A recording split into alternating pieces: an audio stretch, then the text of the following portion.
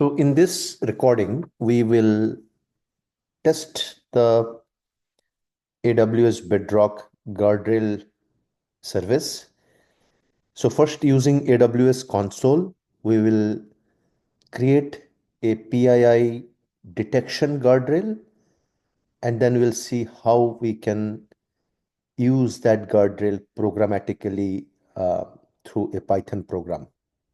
Right. So the idea is I can create my guardrails on AWS Bedrock, but I can now externally uh, leverage that guardrail with the output from any other language models, right? So let's jump into the demonstration. So I already created one PII detection, but we will create it from the scratch, right? So let me delete this and we'll create one from the scratch, right? So first of all, how did I come to this console? You go to AWS console, type Bedrock, you will see Amazon Bedrock service. Click on this. You will come to AWS Bedrock landing page, and there you will see under safeguards, we have guardrails. Click on guardrails, then click on create guardrail. We'll name it PII detection. Detects, the description will give us detects PII and blocks an input prompt, right? What should be the message for the block prompt, right? So we'll say um, the your query, okay, your query or your prompt has PII information. Please remove PII information and then try again and try again, right? Yeah.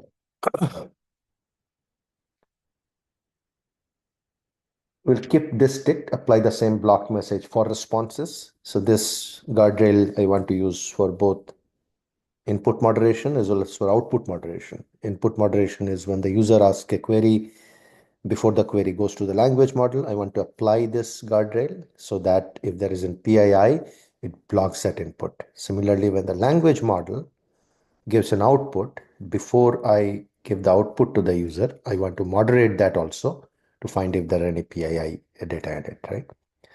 So that is the provide guardrail details. Next, go to, so this will not configure, will directly go to sensitive information filter, right? So AWS Bedrock Guardrails provides uh, many different uh, filtering uh, techniques, I would say. So content filtering was one technique, adding denied topic is another feature, adding word filter is another feature.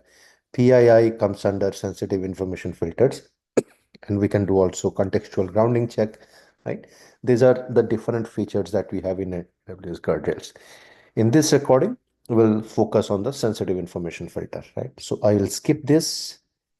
I'll skip the denied topics. I'll skip the word filter. Let's come to PII, right? Now, what I have found is that AWS has given a set of 31 PII types. You need to use these PII types only. I have found out that I cannot apply my own PII type in sensitive information. But I think, but there probably is a way by using the regex patterns to do it. I'm going to do that in my next recording, because, and what I'm going to do that is to identify if a content has social security filter, because if I add all the 31 PI types, you will see that there are no SSN related PII detection. That one I am planning to do with regular expression patterns and will show it in a different recording, right? So these are the one, so it says 31, 31, right? That's what I say. Yeah, 31. So, okay, so let me check because I did not go to the next pages whether SSN is there. So in this page also SSN is not there. Actually, it is there. Okay, good. It is there, but in my previous example, it did not capture it. So we'll look at it in this recording again. So SSN is there. So these are the 31 guardrails. UK National Health Service number, UK National Insurance number, taxpayer reference, Canadian Social Security number, Canadian Health Service number, US bank account number, individual taxpayer, US SSN, US passport, AWS secret key, card CVV, credit card expiry, credit card debit card number, personal identification number, international bank account number, SWIFT code, IPv4 address, web address, AWS access policy, right? And then we have name, phone, email address, age, username, password, driver ID, license plate, and VIN number, right? So we'll add all those and then let me click on next.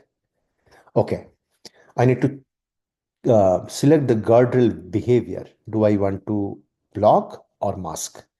For this recording, we'll try with block. Block means like if it encounters any of those PII, it will block the input query. In case of mask, it will mask it, right? So for example, name will be masked. If I put my name as Rajiv, it will replace it with within square brackets the word name, right? So let us block for all of them. In fact, it will be easier if I do a add all PII types with behavior block. I don't have to do it individually, right? So for all of them now, it will be block, block, block, right? And let me go next, right? Grounding and relevance will not see in this recording. Then review and create. I will create this, create guardrail, right? Now we will test it. There is a working draft. I have not created a version yet. We'll do the working draft and we'll try with a prompt. So the prompt that I have, it's a meeting discussion between a traveler and a travel agent, right? So traveler is John Smith. Hi, I'm John Smith. I'm looking to book a trip to Italy next month. Could you help me find a good itinerary, right? And then the agent is Ava Carter. So this is a social security number that I have here. This is a card number, right? Expiration and all. And we have names, right? We'll run this. There are certain things that thought, uh, I felt that those are uh, probably not the correct way uh, to detect, for the guardrail to detect. Those may be areas that needs to be fixed by AWS. Let me copy this and in the prompt, I'll say, please summarize the chat transcript between a traveler and a travel agent, right? And I'll give the chat transcript. I need to select a model. I'll select Anthropic Claude 3 Sonnet to do this guardrail check. I'll run it. So it intervened 21 instances, and the output, as we mentioned earlier, it's since there are PIA data, it says your prompt has PIA information. Please remove PIA information and try again. Let's look at the view trace, right? So these are the traces that are created. Let's see what it created and where I felt that it might require some changes. So detected PII type John Smith is correct. Name. This is actually not an address, right? It's a country. Whether it should have detected it or not, if I think about a practical use case, address should not have probably just detected this, right? Or it should have given me a feature of what to consider as an address. Is it the country name? Is it the county name? Is it the street name? Is it the zip code or is it everything, right? But from this transcript, it detected Italy. It detected the name, which is fine. One more thing I noticed is it detected Italy, but if you see in my transcript, I said I'm looking to book a trip to Italy next month. Okay, I would like to start in Rome and then head down to the Amalfi Coast for a few days. So whether Amalfi Coast would have been also be detected as an address if it has detected Italy, then if that is a premise, then it should have actually detected this also. It did not, right? So that's why I thought like there should be a way where I can uh, instead of just the model determining what address is, I should be able to tell how the address is formatted. Right? Probably we can do it with regex. I have not tried it. I'll try it later. Right? Rome, Ava, John, Italy, Rome, Positano. That one I did not check. What is Positano here? Let's see. Positano. Followed by, okay, it's a place again. Um, Probably in Italy. It captured this, but not Amalfi Coast. Right? Okay. So credit card, it beautifully captured the credit card number, the credit card expiry date, the credit card CVV, right? John Smith, Ava, and all. SSN, I did not see where it actually did not capture the SSN, although the US SSN was there as one of the filter. And in my transcript, I had the SSN right here, right? Here's my social security number if you need it for verification. I did not see, I looked at it multiple times, right? But I have not seen that captured, that SSN captured, right? Credit, debit, right? So if I make it, does it allow me to, oops, no. So let me run again. I lost it. Okay. Go to the trace. Yep. So yeah, nowhere I can see the SSN. This is actually the CVV number. It did not capture the SSN. Not sure why. Right. So after I am done this, right, I am happy with, let's say, this working draft. I'll create a version of it. Let me create a version of it. I'll say my first version. Right. So now I'm done creating the version. Let us see how we can access this guardrail now externally through a program, right? We'll write a Python program and we'll capture, access this PI detection. Let me go to the program. So this is the program that I have written. So I created a class called guardrails. So why I created the guardrails is so today's recording I have only detect PII. In future, as I create more demonstration, I will put that as a function, right? So first of all, I created an instance of the Bedrock runtime client, right? As soon as the class is created, I initialized it with the client. The detect PII, this is the logic. This is where I am uh, accessing the guardrail that we created just now. What am I passing in this function? The actual content. The content is nothing but the prompt, the input prompt. What was our prompt? If you remember, if I go here, right?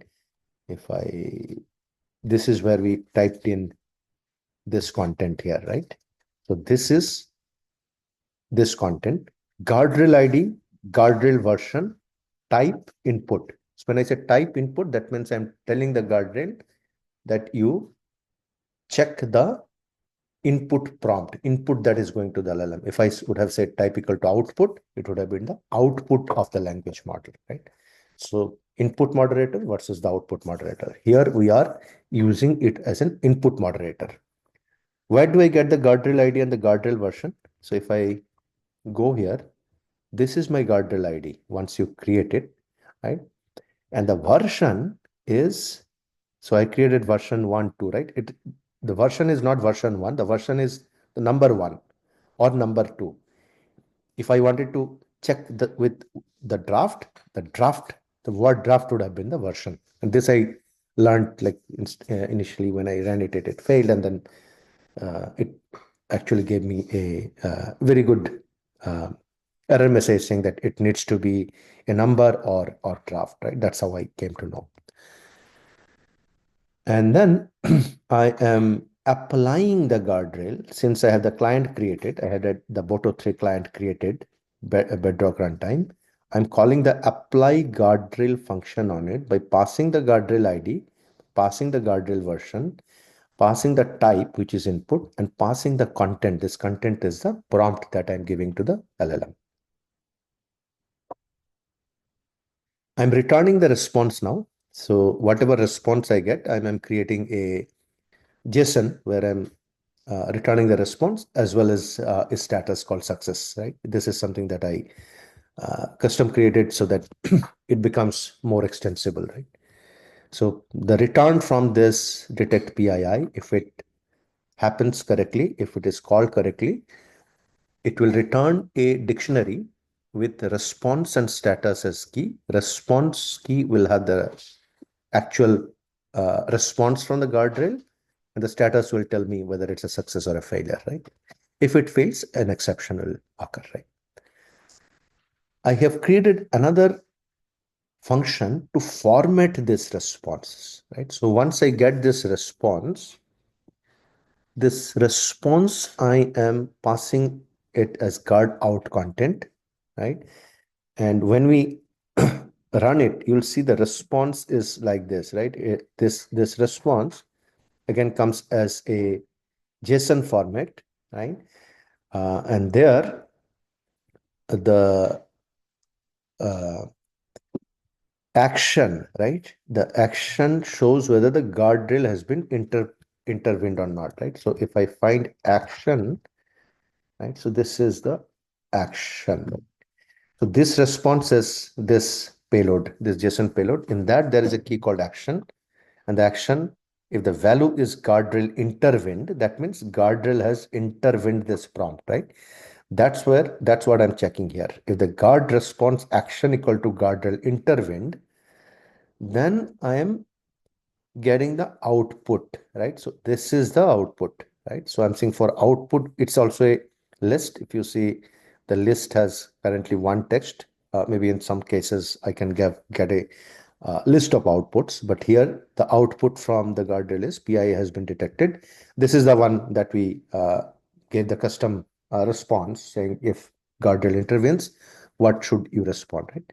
So this is this text I'm capturing in the output, and the assessment has all the guardrails that he applied, right? So here all the matches, right? all the things that we saw in view trace, right? All these things, right? Whatever it blocked, right? Whatever matches it found for PII are there in this list. So name, and this is again a dictionary, right? For each match, right? And this is what I am extracting now for assessment in guard response assessments, right? Assessments is the key. I'm getting the matches equal to assessment sensitive information policy. Within that key, the PII entities, right? And now, since this is a list again, for each match in that list, I am capturing the match, I'm capturing the type, putting it into another dictionary called assessment match type, and then adding that into my list of assessments list. Right? And this list of assessments and the output is what I'm returning back, right? These are the two functions that I have created. Now let's run this, right? So in my main function, I put the guardrail ID, I put the guardrail version. As I mentioned, I'll start with 1. If I would have not created the version, if I would have done it with the draft, I would have just given it draft like this, right? Then it would work on the working draft, right? This is the content. If you remember, this is the same prompt that I used to test it also, right? And then I'm creating a instance of the class, calling the detect PII method, where I'm passing the content, guardrail ID, guardrail version. I'm getting the response back, right? What is this response? This response is nothing but the dictionary. I'm getting this dictionary back, right? And after I get this dictionary back, I call the formatted response by passing this dictionary to the format guardrail response. From the format guardrail response, as we have gone through it, we get the output. Output is nothing but what the guardrail responded after blocking the guardrail is what will be there in the output. List of assessment is the all the matches, all the PI entity matches, right? That is what I'm getting here in the formatted response, right? Since it's a tuple, the first is the output, second one is the all matches, printing the output. And for each match in all matches, I'm printing the match and the type.